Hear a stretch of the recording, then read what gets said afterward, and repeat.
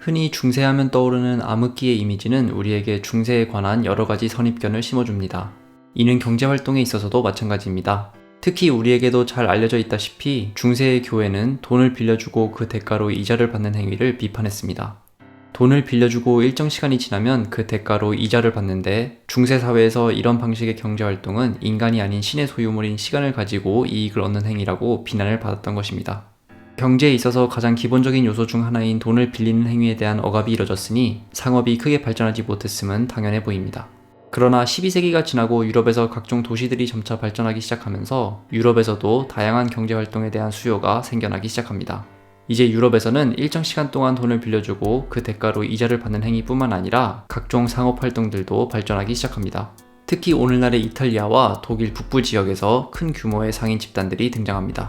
그리고 자연스럽게 상업활동을 직업으로 삼는 상인들도 폭발적으로 많아집니다. 이때 상인들은 스스로의 직업을 정당화하기 위해서 새로운 논리들을 발전시킵니다. 기존에는 신의 소유물인 시간을 가지고 돈을 버는 것이 비판을 받았다면 이제 상인들은 자신들의 활동을 공공의 이익을 위한 노동이라고 주장했고 자신들이 얻은 수익은 공공의 이익에 봉사하는 대가로 얻는 것이라고 말했습니다. 13세기의 한 영국인은 상인들이 한 지역에서 풍부한 어떤 물자를 다른 그 물자가 부족한 지역에 옮겨서 공급해주지 않는다면 많은 지역에서 큰 위기가 오게 될 것이다. 따라서 상인들은 자신들의 노동에 대한 대가를 충분히 받을 자격이 있다라고 썼습니다. 이자를 받는 행위 역시 나중에 돈을 돌려받지 못할 위험 부담을 무릅쓰고 돈이 필요한 사람에게 돈을 빌려주는 것의 정당한 대가로서 인정받기 시작합니다. 도시가 발전하고 사회가 점차 분화되기 시작하자 상업활동을 정당화하기 위한 논리가 힘을 얻기 시작한 것입니다. 게다가 상인들은 자신들이 돈을 버는 행위가 공공의 이익에 기여하는 것에 대한 대가라는 논리를 인정받기 위해서 실제로 자신들이 벌어들인 돈을 이러한 목적으로 사용하기도 했습니다. 예를 들어 이탈리아의 상인들은 유럽에서 최초의 병원이라고 평가받는 시설을 짓는 데 필요한 자금을 지원했습니다.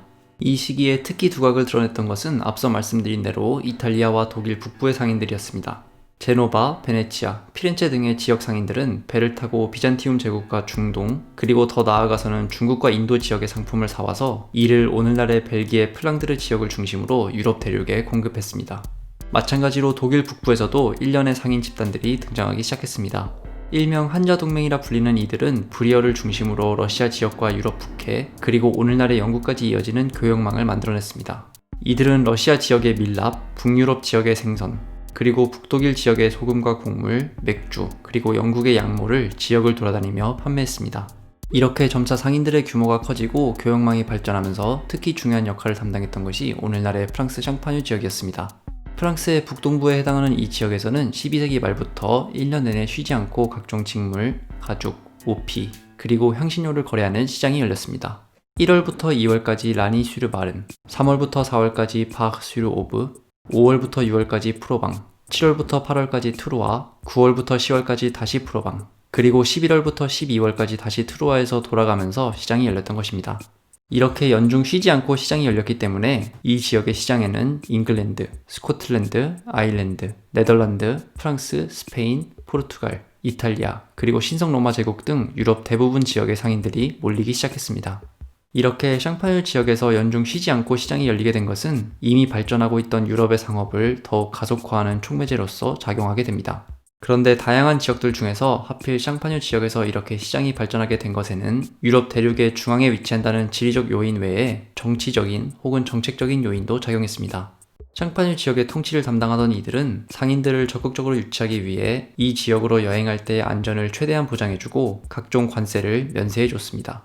또한 일종의 시장 감독소를 설치해서 시장에서의 거래가 정직하게 이뤄지는지를 감독하기도 했습니다.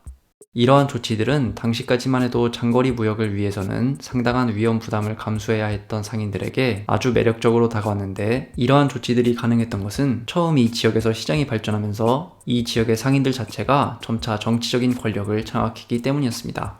그러니까 처음에는 지리적으로 유리하다는 이유로 시장이 자연스럽게 생겨났지만 이후에는 이로 인해 힘을 얻게 된 상인들이 시장의 발전을 더욱 적극적으로 추동했던 것입니다. 그런데 시장과 상업활동의 발전은 경제 분야를 뛰어넘어서 다양한 분야에 영향을 주게 됩니다. 예컨대 부를 축적한 상인들은 다양한 예술가들을 후원하기 시작했습니다. 또한 상업의 발전은 자연스럽게 기록 문화의 발전을 불러옵니다. 13세기 제노바의 한 상인은 다른 상인에게 네가 하는 모든 행위를 항상 글로 기록해 놓을 것을 염두에 두라 라고 조언했습니다. 마찬가지로 피렌체의 상인 역시 글을 쓰는 것을 게을리해서는 안 된다 라고 말했습니다. 중동 지역과 무역을 하던 이탈리아의 상인들이 십진법을 이용한 계산법과 0이라는 개념의 사용을 배워와서 유럽에 전파시킨 것도 이 시기입니다. 상인들에 의한 글 사용의 확산은 종교에서 벗어난 세속화된 문화의 발전에 크게 기여합니다. 그러나 중세에는 이렇게 상업이 발전하는 와중에도 이를 방해하는 요소들이 아직도 많이 존재했습니다. 아직 도로가 제대로 발전하지 않아 상품을 들고 이동을 하기 위해서는 상당한 위험 부담을 감수해야 했습니다. 교통수단도 부족해서 이탈리아의 상인들은 유럽 중부로 이동하기 위해 배를 타야 했습니다. 게다가 통일된 정부가 아니라 수없이 많은 정치 단위들로 쪼개져 있었기 때문에 상인들은 통치자가 바뀌는 지역으로 이동할 때마다 관세를 내야 했습니다. 도로가 발전하지 않았고 강을 건널 때 필요한 다리도 제대로 갖춰져 있지 않았기 때문에 통치자들은 상인들이 단순히 강을 건너기 위해 다리를 이용할 때조차 관세를 내게 만들기도 했습니다. 이는 역설적으로 통치자들이 세금을 걷기 위해 다리를 만들기 시작하는 계기가 되기도 합니다. 이렇게 통치자들이 세금을 거두는데 혈안이 되자 상인들은 이를 피하기 위해서 자신들의 이익을 의도적으로 감추기도 했습니다. 프랑스의 아라스 지역에서는 세금을 제대로 내지 않은 것이 발각된 한 상인이 2만 파운드어치의 소득을 신고하는 것을 깜빡했다고 주장해서 파장이 일기도 했습니다. 이러한 탈세 행위가 빈번해지자 이미 당시에도 어떤 이는 도시 내에서 부유한 이들이 자신들이 신고해야 할 소득보다 의도적으로 적게 신고한다는 원성이 자자하다. 이들이 적은 소득만을 신고하기 때문에 가난한 이들이 대신 그 부담을 짊어지게 된다 라고 기록할 정도였습니다. 탈세 행위는 물론 탈세 행위에 대한 사회적 비판의 논리 역시 중세 시기부터 이미 등장하고 있었던 것입니다. 상업의 발달을 가로막았던 또 다른 중요한 요인은 통일된 화폐가 부재했다는 것이었습니다. 현재 유럽 대부분의 국가에서는 통일된 유로가 쓰이는 것과는 달리 지역마다 쓰이는 화폐의 종류가 달랐기 때문에 앞서 말씀드린 샹파뉴 지역에서의 시장에서는 유럽 대륙에서 쓰이는 온갖 종류의 화폐들이 모두 거래되었습니다. 그런데 이렇게 많은 종류의 화폐가 모두 거래에 쓰이게 되면서 뜻밖의 결과가 탄생합니다. 바로 오늘날 은행의 원시적인 형태가 등장하기 시작한 것입니다. 이는 어원적으로도 확인되는데요. 오늘날 영어에서 은행을 뜻하는 단어는 뱅크입니다.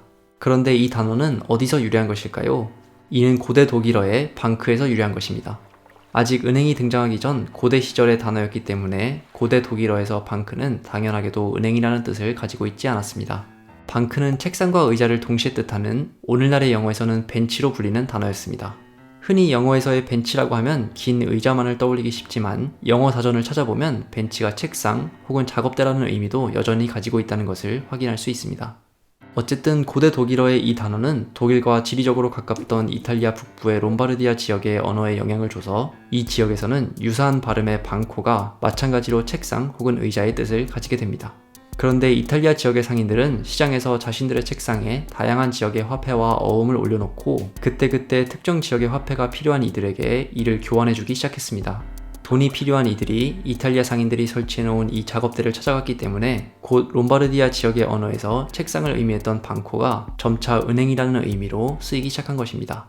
이는 이후 영어에서는 뱅크와 벤치로 비교적 발음이 분리되었지만 다른 많은 유럽 언어에서는 여전히 책상, 의자, 그리고 은행이 발음이 매우 유사한 단어들로 불린다는 사실에서도 확인됩니다. 독일어에서는 방크가 벤치와 은행의 의미를 모두 가지고 있고 이탈리아어에서도 방카 혹은 방코가 여전히 두 가지 의미를 모두 가지고 있습니다. 스페인어의 방코 역시 마찬가지입니다. 프랑스어에서는 은행이 방크 그리고 벤치가 방, 즉 표기는 다르지만 발음은 유사합니다.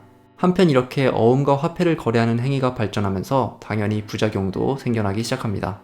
이탈리아 지역에서 유럽 중부로 진출한 상인들이 종종 약속된 어음에 대한 지불을 제대로 하지 못하게 되거나 낯선 이들에게 다른 지역의 화폐를 교환해주면서 제대로 된 거래를 하지 않고 사기 행위를 벌이기 시작한 것입니다. 이 경우 앞서 말씀드린 샹파뉴 지역의 시장 감독소에서는 사기 행위를 벌인 상인의 책상을 파괴했다고 알려져 있습니다. 책상의 파괴, 곧 이탈리아어로 방카로타가 발생한 것입니다. 오늘날 파산을 의미하는 영어 단어 bankruptcy가 탄생하는 순간이었습니다.